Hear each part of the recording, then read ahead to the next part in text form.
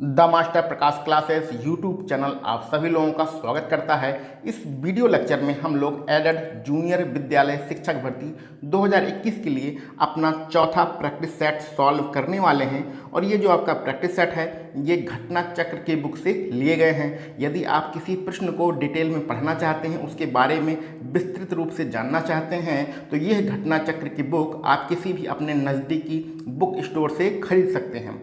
तो चलिए स्टार्ट करते हैं हम लोग आज का अपना प्रैक्टिस सेट 4। और प्रैक्टिस सेट स्टार्ट करने से पहले आपको दो बातों का विशेष रूप से ध्यान रखना आवश्यक है। पहला, आपके पास एक कॉपी और पेन होने चाहिए। उस कॉपी पर आप 1 से लेकर 50 तक नंबर लिख लीजिएगा। जो प्रश्न आपके सही रहेंगे उसके आगे सही का निशान, जो प्रश्न आपके गलत हो जाएंगे उसके आगे गलत का निशान लगा लीजिएगा, जिससे आपको ये पता चलता रहेगा कि इस 50 नंबरों में मेरे कितने नंबर बन रहे हैं। इसके अलावा अगर कोई ऐसा टॉपिक आपको मिलता है जो अभी तक आप लोगों ने नहीं पढ़ा है तो उसको भी नोट डाउन कर लीजिएगा, और इससे आपको पता रहेगा कि ये टॉपिक आपको पढ़ना है। याद रखिएगा, आपको क्वेश्चन नहीं उतारना है। अगर आप कोई प्रश्न नहीं कर पा रहे हैं तो प्रश्न नहीं उतारना है, आपको टॉपिक नोट करना है। क्लियर। और दूसरी बात यह है कि हम लोग जब प्रैक्टिस सेट सॉल्व करेंगे तो सिर्फ प्रैक्टिस सेट के प्रश्न को ही पढ़ेंगे, विकल्प को नहीं पढ़ेंगे। विकल्प आपको पढ़ना है और पढ़ के 5 सेकंड का आपके पास समय रहेगा। उस 5 सेकंड में आपको आंसर बताने की कोशिश करनी है। ठीक है। तो इस टर्म्स एंड कंडीशन के आधार पर हम लोग अपना प्रैक्टिस सेट स्टार्ट करते हैं और देखते हैं आज का अपना पहला प्रश्न। पहला प्रश्न हमारा इतिहास से संबंधित है और आज लिखा गया है कलिंग, नरेश, खारवेल निम्नलिखित में से किस वंश से संबंधित है। तो जो कलिंग के राजा थे खारवेल, वे किस वंश से संबंधित हैं ये आपको बताना है। और 4 विकल्प आपके नीचे दिए गए हैं, ध्यान से पढ़ लीजिएगा। 5 सेकंड का आपके पास समय है। तो कलिंग, नरेश, खारवेल चेदी वंश से संबंधित है। इस प्रकार ऑप्शन नंबर ए आपका बिल्कुल सही रहेगा। आगे बढ़ते हैं। दूसरे नंबर के प्रश्न में लिखा है बुद्ध ने अपने जीवन की अंतिम वर्षा ऋतु कहाँ पर बिताई थी। तो अंतिम वर्षा ऋतु बुद्ध ने अपने जीवन की कहाँ पर बिताई थी ये आपको बताना है। और 4 विकल्प आपके नीचे दिए गए हैं। 5 सेकंड का आपके पास समय है। तो दूसरे प्रश्न का आंसर रहेगा option number B, Vaishali. Vaishali में महात्मा बुद्ध ने अपने जीवन की अंतिम वर्षा ऋतु बिताई थी। आगे बढ़ते हैं। बहुत ही इंपॉर्टेंट प्रश्न है और बहुत ही आसान सा प्रश्न है। शेर शाह को कहाँ पर दफनाया गया था। ध्यान रखिएगा, शेर शाह को बिहार में दफनाया गया था। ठीक है। अब आप अपना आंसर दे सकते हैं। तो शेर शाह को कहाँ पर दफनाया गया था, ऑप्शन नंबर बी आपका बिल्कुल सही रहेगा, सासाराम। शेर शाह को सासाराम में दफनाया गया था। शेर शाह को बिहार में दफनाया गया था, ये सुनकर ऑप्शन नंबर डी पर टिक मत लगाइएगा। सासाराम बिहार में है, वहीं पर शेर शाह को दफनाया गया था। आगे बढ़ते हैं अपने चौथे नंबर के प्रश्न पर। बाबर ने सर्वप्रथम पादशाह की पदवी धारण किया था। और ये जो पादशाह की पदवी थी इसको कहाँ पर धारण किया था यही आपको बताना है। तो चौथे नंबर के प्रश्न का आपका सही आंसर रहेगा option number B, Kabul. Kabul में बाबर ने बादशाह की उपाधि को धारण किया था। आगे बढ़ते हैं 5वें नंबर के प्रश्न पर। 1857 के संग्राम को प्रथम स्वतंत्रता संग्राम का नाम किसने दिया था। इतिहास का बहुत ही ज़्यादा महत्वपूर्ण प्रश्न है। 1857 के संग्राम को प्रथम स्वतंत्रता संग्राम किसने कहा था। चारों विकल्पों को ध्यान से पढ़िएगा। तो इसका सही आंसर रहेगा ऑप्शन नंबर सी, वीर सावरकर, जिसे हम लोग बीडी सावरकर भी कहते हैं। इन्होंने 1857 को प्रथम स्वतंत्रता संग्राम कहा था। आपको एक बात बताई गई थी कि जब इस प्रकार के प्रश्न आए और उसमें उपयुक्त सभी लिखा हो तो उस पर टिक लगा देते हैं, लेकिन ये काम हर जगह काम नहीं आता है। हर जगह आपका ये जो ट्रिक है यूजफुल नहीं होगी। तो इसका आंसर रहेगा VD Savarkar, option number C आपका बिल्कुल सही रहेगा। आगे बढ़ते हैं 6ठे नंबर के प्रश्न पर। महात्मा गांधी के बारे में पढ़ते हैं। महात्मा गांधी ने भारत में अपना पहला जन भाषण कहाँ पर दिया था। ठीक है, यानी कि महात्मा गांधी ने अपना पहला भाषण कहाँ पर दिया था ये आपको बताना है। महात्मा गांधी ने अपना पहला आंदोलन कहाँ पर किया ये तो सबको पता है, लेकिन भाषण कहाँ पर दिया ये आपको बताना है। चलिए आगे बढ़ते हैं। इसका सही आंसर रहेगा ऑप्शन नंबर डी, वाराणसी में महात्मा गांधी ने अपना पहला जन भाषण दिया था। 7वें नंबर के प्रश्न पर चलते हैं। निम्नलिखित में से किसने 1946 के कैबिनेट मिशन का नेतृत्व किया था? बहुत ही इंपॉर्टेंट प्रश्न है और बहुत ही आसान होना चाहिए आप सभी लोगों के लिए। 1946 में कैबिनेट मिशन आया था, उसका लीडर कौन था ये आपको बताना है। तो इसका सही आंसर रहेगा option number C, sir Pethick Lawrence. Cabinet mission 1946 के ये लीडर थे, यानी कि नेतृत्व इन्होंने ही किया था। 8वें प्रश्न पर चलते हैं। निम्नलिखित में से किस कारागार में पंडित राम प्रसाद बिस्मिल को फांसी दी गई थी? तो पंडित राम प्रसाद बिस्मिल को फांसी कहाँ पर दी गई थी ये आपको बताना है।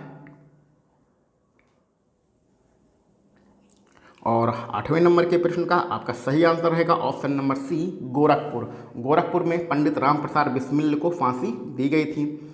आगे बढ़ते हैं, बहुत ही आसान सा प्रश्न है। हरी खाद के लिए सबसे उपयुक्त फसल कौन सी है? हरी खाद जो बनाई जाती है उसके लिए सबसे उपयुक्त फसल कौन सी है?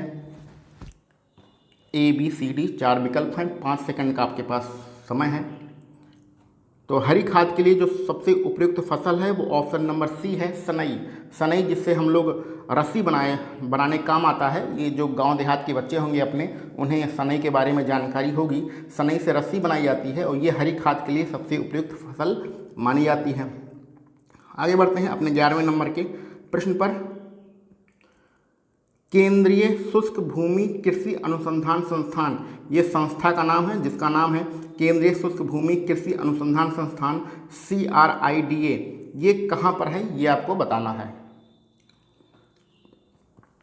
केंद्रीय शुष्क भूमि कृषि अनुसंधान संस्थान बहुत ही इंपॉर्टेंट संस्था है। और 10वें नंबर के प्रश्न का सही आंसर रहेगा option number A, Hyderabad. Hyderabad में केंद्रीय शुष्क भूमि कृषि अनुसंधान संस्थान CRIDA स्थित है। आगे बढ़ते हैं, फसलों के बारे में बात करते हैं। बहार की किस फसल की प्रजाति है? बहार के बारे में बताना है, ये किस प्रकार किसकी कौन सी फसल की एक प्रजाति है 11 नंबर के प्रश्न में। तो इसमें आपका सही आंसर रहेगा ऑप्शन नंबर सी, अरहर। अरहर की प्रजाति का क्या नाम है? बहार है। आगे बढ़ते हैं, भूगोल से संबंधित यहाँ पर प्रश्न है। वेम्बनाड झील भारत के किस राज्य में है? वेम्बनाड झील बहुत ही इंपॉर्टेंट झील है और ये भारत के किस राज्य में है यही आपको बताना है। तो इसका सही आंसर रहेगा option number B, Kerala. Kerala में कौन सी झील है? वेम्बनाड झील है। आगे बढ़ते हैं, ऊर्जा का खाद्य के रूप में एक पोषी स्तर से दूसरे पोषी स्तर तक पहुंचने को किस नियम के रूप में जाना जाता है? ये आपने पर्यावरण में क्या हुआ पढ़ा होगा कि जो ऊर्जा होती है वो एक स्तर से दूसरे स्तर में जाती है, तो उसको हम लोग किस नियम से जानते हैं यही आपको बताना है।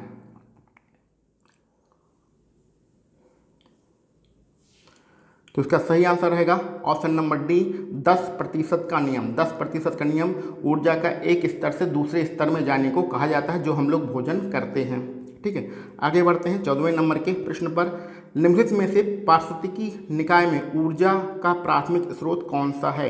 ये तो बच्चों वाला प्रश्न है कि ऊर्जा का प्राथमिक स्रोत कौन सा है, ये आपको बताना है। कक्षा 5 में पढ़ने वाला बच्चा भी बता देगा इसका आंसर कि ऊर्जा का जो प्राथमिक स्रोत होता है वो सूर्य होता है। ठीक है, आगे बढ़ते हैं 15वें नंबर के प्रश्न पर। आदि शंकराचार्य द्वारा भारत में 4 मठ स्थापित किए गए थे। निम्नलिखित स्थानों में से कहाँ पर उन्होंने मठ स्थापित नहीं किया था? तो इन 4 विकल्पों में आपको बताना है कहाँ पर मठ स्थापित नहीं किया गया था। तो इसका सही आंसर रहेगा option number A, Varanasi. Varanasi में मठ की स्थापना नहीं की गई थी। 16वें नंबर पर चलते हैं। पोंगल भारत का एक त्यौहार होता है, तो ये जो पोंगल त्यौहार जो है भारत में का है, ये किस राज्य का प्रमुख त्यौहार है, प्रमुख पर्व है, यही आपको बताना है। पोंगल कहाँ पर मनाया जाता है? चारों विकल्पों को ध्यान से देख लीजिए। इसका सही आंसर रहेगा option number C, Tamil Nadu. Tamil Nadu में पोंगल त्यौहार मनाया जाता है। आगे बढ़ते हैं, एक पुस्तक का नाम है Indian war for independence 1857। Indian war of independence 1857, ये जो पुस्तक है इसके लेखक कौन है, राइटर कौन है, यही आपको बताना है। चारों विकल्पों को जरा ध्यान से देखिएगा। इसका सही आंसर रहेगा option number C, VD. Savarkar. VD. Savarkar ने इंडियन वॉर ऑफ इंडिपेंडेंस 1857 नाम से पुस्तक लिखी थी और इसी में इन्होंने कहा था इस जो 1857 का स्वतंत्रता संग्राम है ये भारत का प्रथम स्वतंत्रता संग्राम है। आगे बढ़ते हैं। भारत में दालों का सर्वाधिक उत्पादन कहाँ पर होता है? तो कौन से राज्य में दाल का सर्वाधिक उत्पादन होता है? सभी को पता होना चाहिए क्योंकि दाल तो सभी लोग खाते हैं। इसका सही आंसर रहेगा option number D, Madhya Pradesh. Madhya Pradesh में दालों का सबसे बड़ा उत्पादन होता है, सबसे ज़्यादा उत्पादन होता है। ठीक है, आगे बढ़ते हैं अपने 19 नंबर के प्रश्न पर। निम्नलिखित में से कौन एक वायु प्रदूषण से संबंधित नहीं है? इन 4 विकल्पों को पढ़ के आपको बताना है कि कौन एक वायु प्रदूषण से संबंधित नहीं है। पर्यावरण का यह प्रश्न है। इसका सही आंसर रहेगा option number C, eutrophication. Eutrophication वायु प्रदूषण से संबंधित नहीं है। बाकी की जो 3 चीज़ें लिखी गई हैं इनका संबंध वायु प्रदूषण से है। 2011 की जो जनगणना हुई थी बहुत ज़्यादा इम्पॉर्टेंट है क्योंकि इसके हर प्रैक्टिस सेट में इसके प्रश्न मिल रहे हैं। तो 20वें नंबर के प्रश्न में कहा गया है 2011 की जनगणना के अनुसार भारत में 10 लाखी नगरों की संख्या कितनी है? यानी कि ऐसे भारत में कितने शहर हैं जिनकी जनसंख्या 10 लाख से ज़्यादा है।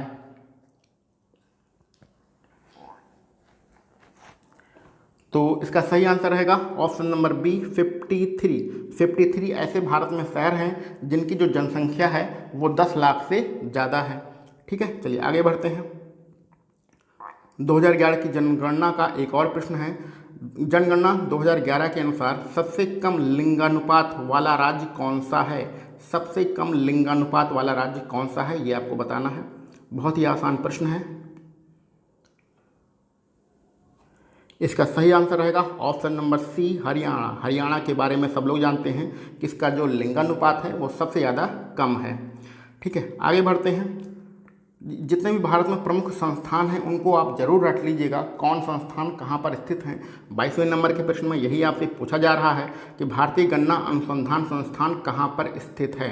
भारतीय गन्ना अनुसंधान संस्थान कहाँ पर स्थित है? ध्यान से चारों विकल्पों को देखिएगा और इसका सही आंसर रहेगा option number A, Lucknow. Lucknow में भारतीय गन्ना अनुसंधान संस्थान स्थित है। ठीक है, अब आगे बढ़ते हैं। अपने पॉलिटी के कुछ प्रश्न मिलेंगे उन्हें सॉल्व करते हैं। 23वें नंबर के प्रश्न में उपराष्ट्रपति को उसके पद से निम्न में से किसके प्रस्ताव के द्वारा हटाया जा सकता है? यानी कि अगर उपराष्ट्रपति को उसके पद से हटाना है तो प्रस्ताव कौन देगा ये आपको बताना है। चारों विकल्पों को देख लीजिए आप लोग। तो इसका सही आंसर रहेगा ऑप्शन नंबर ए, राज्य परिषद। राज्य परिषद के प्रस्ताव से उपराष्ट्रपति को उसके पद से हटाया जाता है। राज्य परिषद का यहाँ मतलब आप राज्यसभा से समझिए। राज्यसभा का पदेन सभापति उपराष्ट्रपति होता है। इस प्रकार राज्यसभा की संतुष्टि के आधार पर ही उपराष्ट्रपति को उसके पद से हटाया जाता है। चलिए 24वें नंबर के प्रश्न में चलते हैं। अगर कोई व्यक्ति बंदी बना लिया जाता है तो उसके मौलिक अधिकारों की रक्षा किस अनुच्छेद से की जाती है? जब कोई व्यक्ति बंदी बनाया जाता है पुलिस के द्वारा तो उसके मौलिक अधिकारों की रक्षा किस अनुच्छेद से की जाती है ये आपको बताना है।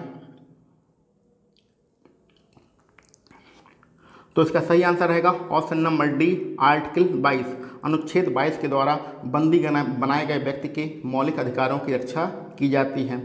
ठीक है, बहुत ही इंपॉर्टेंट प्रश्न है, पढ़ पढ़ के आप लोगों को रट गया होगा कि किस संशोधन के द्वारा संपत्ति का जो अधिकार था उसे समाप्त किया गया यानी कि हटाया गया। तो संपत्ति का अधिकार किस संशोधन के द्वारा हटाया गया था ये आपको बताना है 25वें नंबर के प्रश्न में।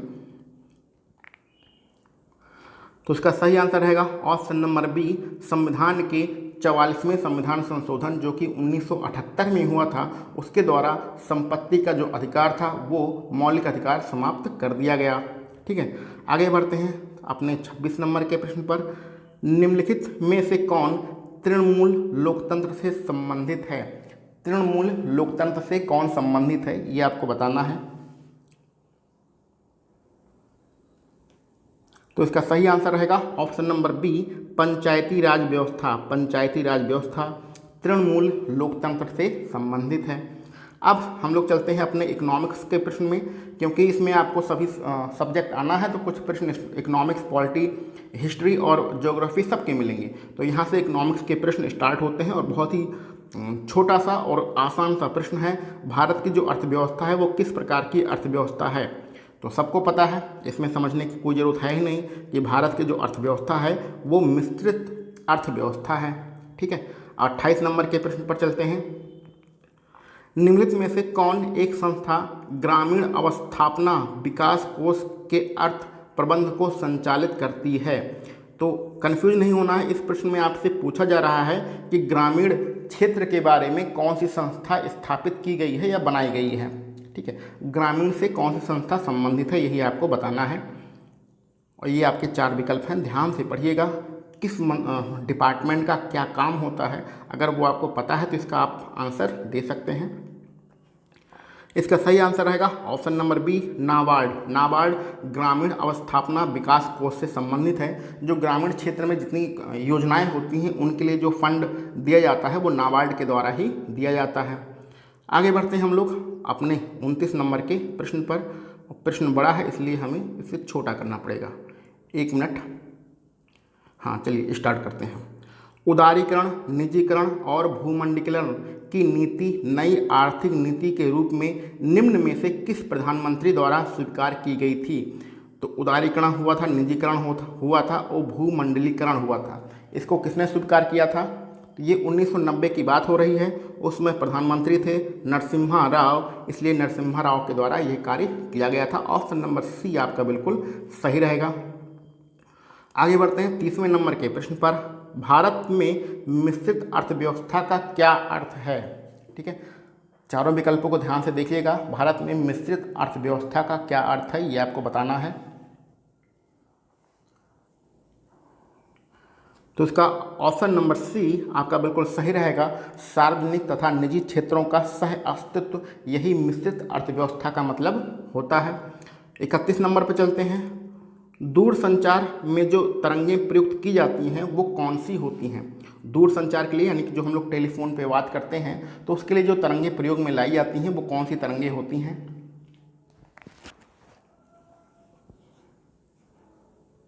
इसका सही आंसर रहेगा option number D, microwave. Microwave तरंगें होती हैं जो कि दूर संचार में प्रयोग में लाई जाती हैं। ऑप्शन नंबर डी आपका बिल्कुल सही रहेगा।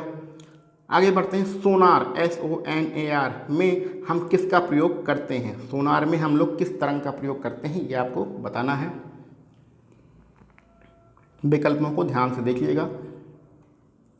इसमें आपका सही आंसर रहेगा ऑप्शन नंबर सी, पराश्रव्य तरंगे। पराश्रव्य तरंगों का प्रयोग हम लोग सोनार के लिए करते हैं। आगे बढ़ते हैं।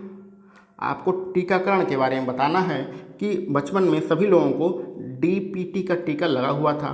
तो DPT का जो टीका लगता है वो किसकी सुरक्षा के लिए लगाया जाता है, यानी वो 3 सी कौन बीमारियां होती हैं, 3 बीमारियां कौन सी हैं जिनके लिए हम लोग DPT का टीका लगाते हैं?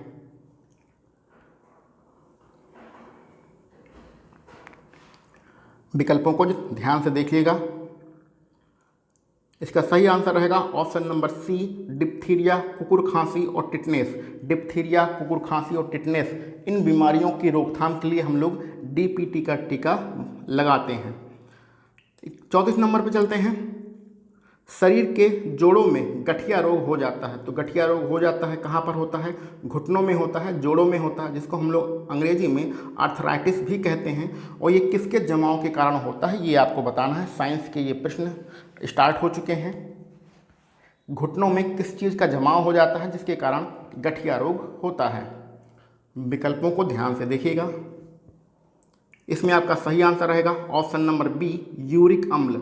तो घुटनों में जब यूरिक अम्ल जमा हो जाता है तो उसके कारण हमें क्या होता है? अर्थराइटिस यानी कि गठिया रोग होता है। आगे बढ़ते हैं। खारे पानी को शुद्ध पानी में परिवर्तित करने की प्रक्रिया को क्या कहा जाता है? समुद्र के खारे पानी को जब शुद्ध पानी बनाया जाता है तो जो प्रक्रिया हम लोग करते हैं उस प्रक्रिया का क्या नाम है?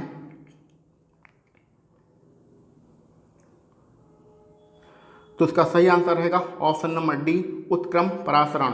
उत्क्रम परासरण के माध्यम से खारे पानी को शुद्ध पानी में बदला जाता है। 36 नंबर के प्रश्न पे चलते हैं। बहुत ही आसान सा प्रश्न है।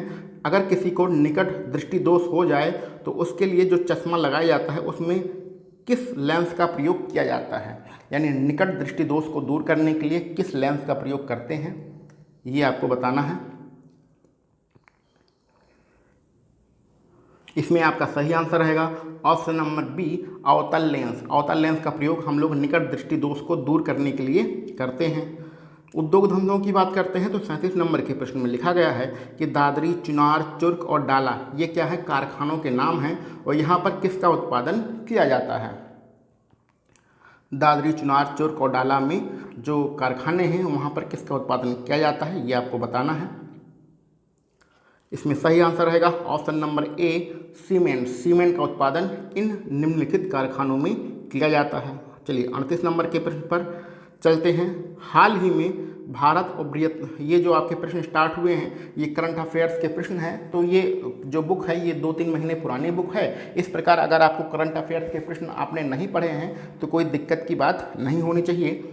चलिए आगे बढ़ते हैं। हाल ही में भारत और वियतनाम वर्चुअल शिखर सम्मेलन 2020 का आयोजन किया गया था, ठीक है, और ये कब किया गया था यही आपको बताना है।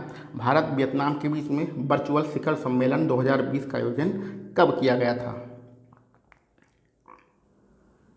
तो 38 नंबर के जो आंसर होगा वो ऑप्शन नंबर 1 होगा, 21 दिसंबर 2020। 21 दिसंबर 2020 को भारत वियतनाम वर्चुअल शिखर सम्मेलन 2020 का आयोजन किया गया था।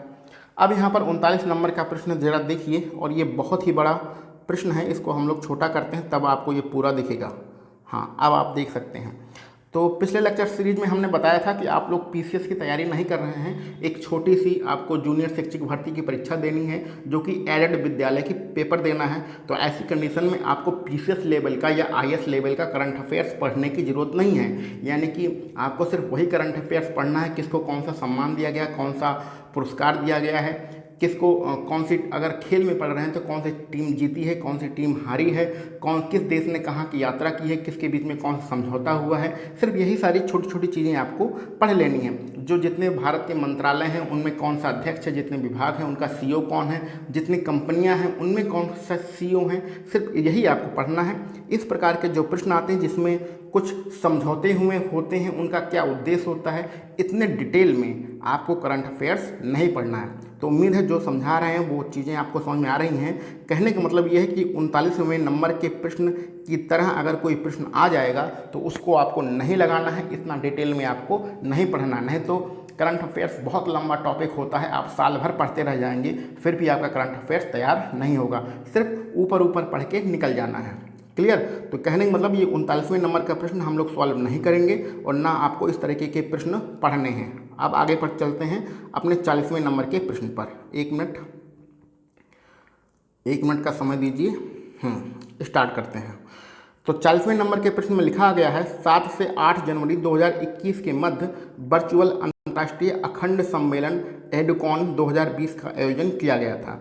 तो 7-8 जनवरी के मध्य में क्या हुआ था, अंतर्राष्ट्रीय अखंड सम्मेलन एडुकॉन 2020 का आयोजन किया गया था और इसका क्या विषय था ये आपको बताना है। तो ये भी कठिन ही प्रश्न है, इसको भी अगर आप छोड़ देंगे तो कोई दिक्कत की बात नहीं होगी। वैसे यहाँ पर जो आपका मतलब सही आंसर रहेगा वो ऑप्शन नंबर डी होगा, वैश्विक को युवाओं में बदलाव के लिए शिक्षा की संकल्पना। ये जो यहाँ पर ऑप्शन नंबर डी नहीं, ऑप्शन नंबर बी आपका सही होगा। ऑप्शन नंबर डी यहाँ पर गलत रहेगा। वैश्विक शांति को साकार करने में युवाओं की भूमिका बढ़ाने के लिए इसका आयोजन किया गया था। ठीक है, तो ये प्रश्न 40वें नंबर का भी छोड़ देंगे तो भी कोई दिक्कत की बात नहीं है। इस प्रकार के खतरनाक करंट अफेयर्स आपको नहीं पढ़ना है अपनी परीक्षा के लिए। आगे बढ़ते हैं 41 नंबर के प्रश्न पर। 2 फरवरी 2021 को क्या हुआ था, केंद्रीय मंत्री बाबुल सुप्रियो ने किस संस्थान के भाग के रूप में भारत के पहले आर्द्रभूमि संरक्षण और प्रबंधन केंद्र की स्थापना की थी। तो आर्द्रभूमि संरक्षण और प्रबंधन केंद्र की स्थापना की गई थी, ये किस संस्था के एक भाग के रूप में इसकी स्थापना की गई थी, यही आपको बताना है।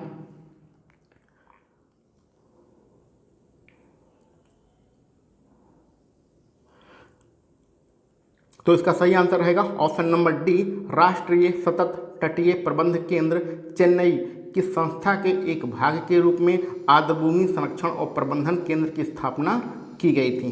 ठीक है, आगे बढ़ते हैं 42 नंबर के प्रश्न पर।